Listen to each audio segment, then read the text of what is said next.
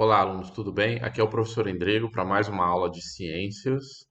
Hoje nós iremos trabalhar com a parte um da apostila de ciências da natureza do mês de outubro, que será trabalhado com vocês, alunos do sexto ano do ensino fundamental.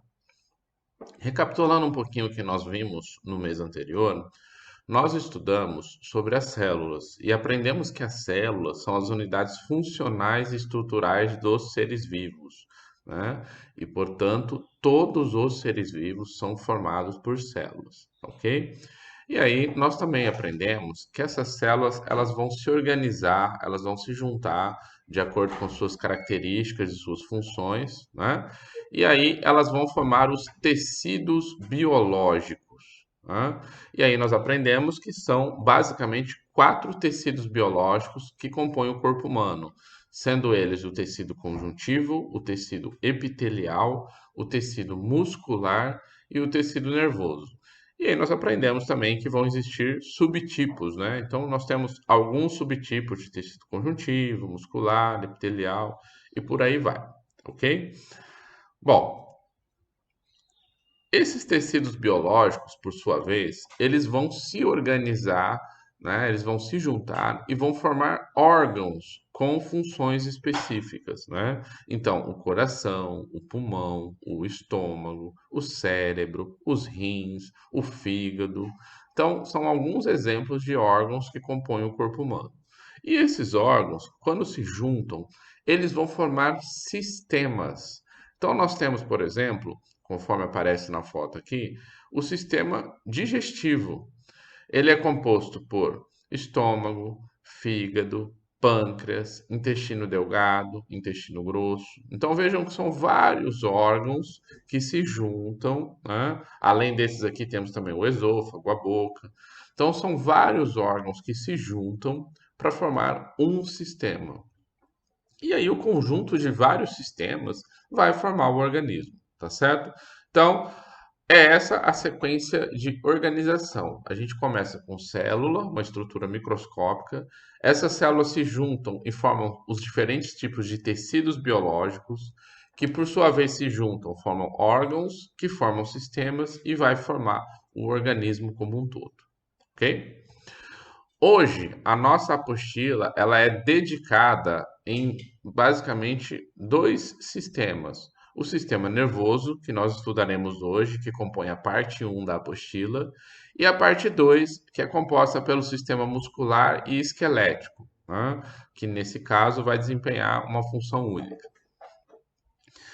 Relembrando um pouquinho também, o sistema nervoso é formado por um tecido que, por sinal, recebe o mesmo nome, né, que é tecido nervoso.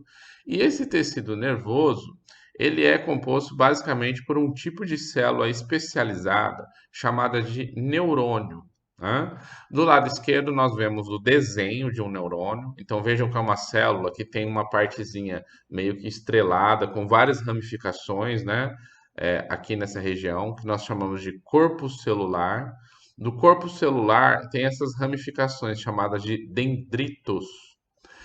Depois o neurônio ele tem uma parte assim filamentosa chamada de axônio, que pode chegar a ter vários centímetros de comprimento. Tá? Esse axônio é revestido por uma camada de gordura, que aqui está sendo chamada de bainha de mielina. E lá no final do axônio, nós temos umas ramificações, umas terminações nervosas, né? Por essas terminações nervosas e pelos dendritos, os neurônios se conectam uns aos outros e também se conectam aos órgãos do nosso corpo, né? Então, conforme a gente vê aqui do lado direito, os neurônios vão fazer uma vasta rede de comunicação, percebam que eles estão todos interligados entre si, e aqui na sua porção final, eles poderão se conectar a um músculo, a algum outro órgão, né, ao coração, ao pulmão, enfim, a todas as partes do corpo. Então, nós vamos aprender daqui a pouquinho que o sistema nervoso, ele comunica-se com todo o restante do nosso corpo e ele vai ter a sua função, que é essa daqui: coordenar o funcionamento do corpo. Simples assim, bem objetivo, né?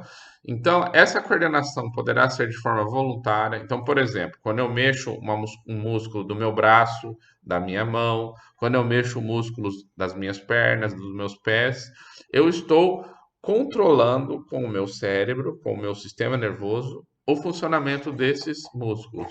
Tem algumas outras partes do corpo que funcionam de forma involuntária, como por exemplo o batimento cardíaco, como por exemplo os movimentos que o nosso estômago faz quando está digerindo os alimentos, não é? E vários outros, conforme está aparecendo aqui nesse desenho, tá? Então, de maneira geral, a coordenação e o funcionamento de todo o nosso corpo, seja ela de forma voluntária, ou seja ela com total controle da nossa mente, ou seja ela involuntária, como se fosse um piloto automático, é a função do nosso sistema nervoso, ok? Para fins de estudo, vamos deixar claro que isso aqui tudo funciona em conjunto, mas para fins de estudo, nós dividimos o nosso sistema nervoso em duas partes. O chamado sistema nervoso central, que a gente costuma abreviar com a sigla SNC, e o sistema nervoso periférico, que nós costumamos abreviar com a sigla SNP. Né? Então, vai ter uma perguntinha, inclusive, na tarefa sobre essa divisão, e essa daqui é a resposta. Sistema nervoso central, sistema nervoso periférico é a divisão que acontece para fins de estudo do sistema nervoso. Vamos falar um pouquinho de cada um desses dois subtipos. O sistema nervoso central, ele é composto por cérebro, medula espinhal, cerebelo e tronco encefálico. Né? Então, aqui nesse desenho está mostrando o cérebro, o tronco encefálico e o cerebelo, que são três partes do nosso sistema nervoso central que ficam dentro do nosso crânio, né? Aqui na nossa cabeça. Então, o crânio, que é o osso que forma a nossa cabeça, ele faz uma função como se fosse um capacete, né? Um capacete ósseo que vai proteger esse nosso sistema nervoso central. E isso não é por acaso. O sistema nervoso central é formado por neurônios e nós já aprendemos, né, na apostila do mês anterior, que os neurônios são células com baixíssima capacidade regenerativa. Ou seja, se nós viermos a sofrer algum tipo de lesão nessas partes do nosso corpo, provavelmente essa parte não vai se regenerar, não vai se recompor, como acontece, por exemplo, com um ralado no cotovelo, no joelho, de quando a gente leva uma queda, né? E aí o indivíduo poderá ficar com algum tipo de sequela, dependendo do local que ocorrer essa lesão, tá? Além do cérebro, tronco encefálico e cerebelo, o sistema nervoso também é formado pela medula espinhal, que ela começa aqui no tronco encefálico. Veja aqui, ó, que o tronco encefálico é uma região de conexão entre o cérebro e a medula, que é um nervo que vai descer aqui pelo nosso pescoço e ele vai por dentro da nossa coluna vertebral até chegar aqui na região lombar, né? Até chegar aqui bem próximo das nossas nádegas ou simplesmente do nosso bumbum, né? Então, vejam que a medula começa aqui dentro do nosso crânio, desce por toda a coluna vertebral e vai até aqui a região lombar, né, próximo da nossa cintura, tá?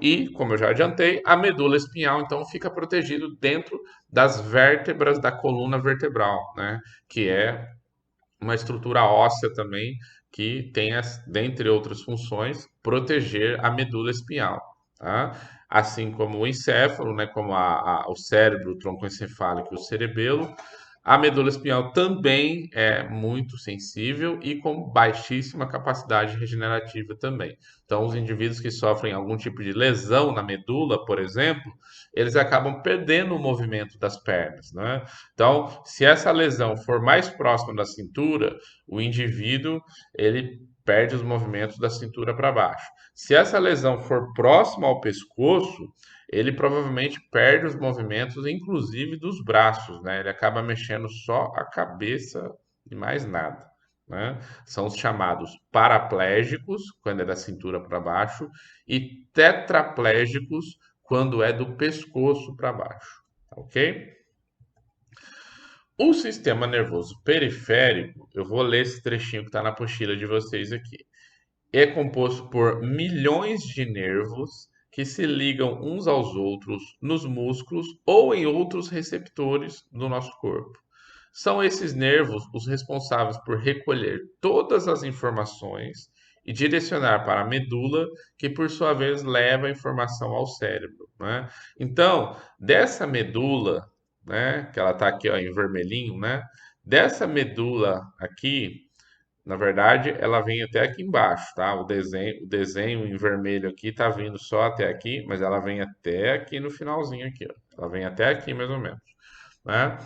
A nossa medula espinhal partem diversos nervos dela que vão conectar os músculos do nosso braço, os músculos da nossa perna e várias outras partes do nosso corpo, né? E alguns nervos também partem direto do cérebro para algumas partes do nosso corpo, principalmente aqueles nervos que controlam órgãos vitais. Então, por exemplo, o coração é controlado por um nervo que sai aqui do cérebro, aqui de dentro da nossa cabeça, desce pelo pescoço, se conecta ao nosso coração e fica controlando o batimento cardíaco, né? E também nos nossos órgãos sensoriais, que já já eu vou falar mais sobre isso, né? Então, os nossos olhos, ouvidos, boca, né, nariz e a pele está conectada com o nosso cérebro para captar os nossos cinco sentidos. Já já nós vamos falar mais sobre isso, tá? Mas agora o que eu quero que vocês aprendam é basicamente que o sistema nervoso periférico é formado por nervos.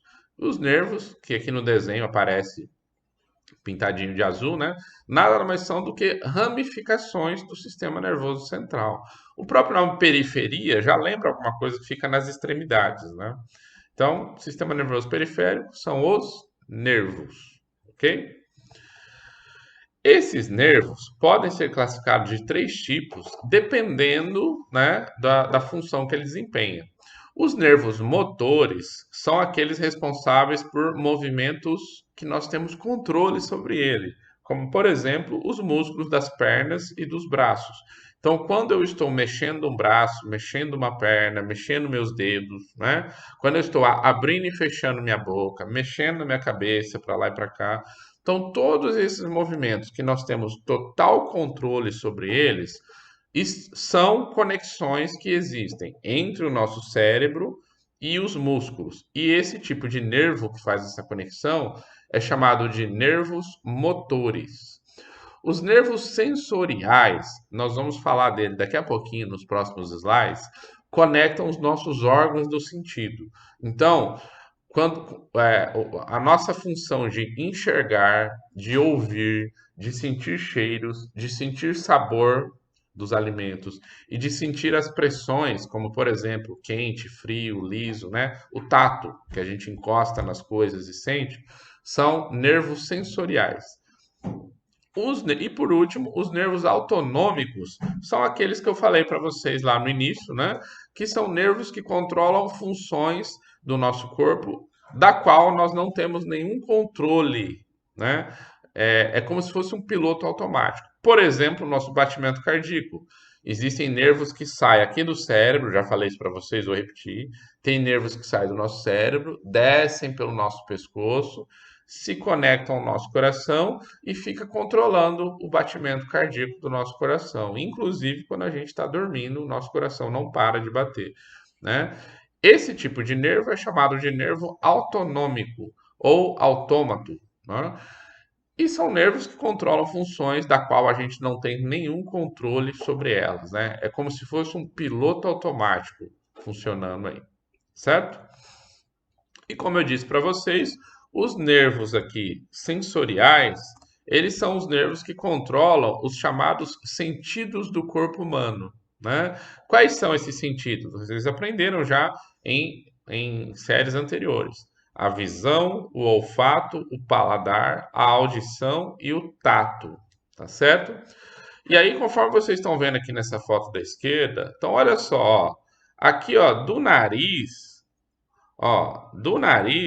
sai um nervinho, se conecta aqui no cérebro, numa região chamada córtex olfatório. Essa região do córtex olfatório que consegue processar todas as informações olfativas que o nosso nariz capta. Mesma coisa aqui, ó, o olho tem um nervo que sai de trás do nosso olho, se conecta aqui numa região, né, do nosso cérebro.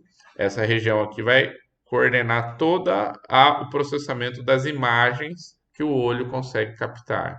E assim acontece e aí tem aqui o córtex visual, né? Essa região. E aí nós temos o ouvido conectado ao córtex auditivo, nós temos a língua conectada ao córtex gustativo, né?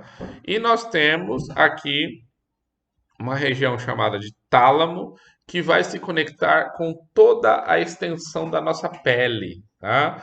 Por quê? Vindo aqui para a imagem do lado, órgãos dos sentidos. Os olhos, nós já falamos, captam as imagens. O nariz capta, né, as substâncias químicas do ar, que seria o olfato. A boca, nós temos a língua que vai captar os sabores, né, dos alimentos que a gente põe na boca.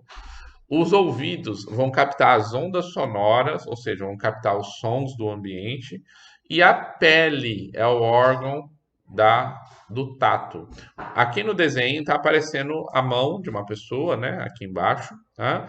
E é muito comum as pessoas colocarem a mão como órgão do tato, porque é o que a gente mais usa realmente para manusear os objetos. Mas qualquer parte da nossa pele tem essas mesmas funções, né? Se eu encostar o cotovelo em algo quente, vai queimar.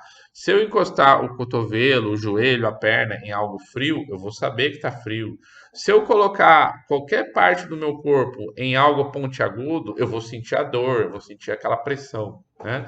Então, não é a mão o órgão responsável pelo tato, e sim a pele que reveste todo o nosso corpo, ok? Bom, esses aqui são as informações básicas e as informações necessárias que vocês precisam referente à parte um, né, da apostila de ciências do sexto ano, tá certo? E agora, com essa parte um, vocês vão ter possibilidade, né, vão ter subsídios para fazer a primeira parte também das atividades, né, que constam ao final da apostila, tá ok? Esse vídeo vai estar disponível para vocês aí no canal do YouTube do Professor Endrigo, tá? Aproveitem para se inscrever no canal, né? Que a gente vai estar sempre postando novos vídeos para vocês aqui referentes às nossas aulas, tudo bem? Obrigado, até a próxima aula.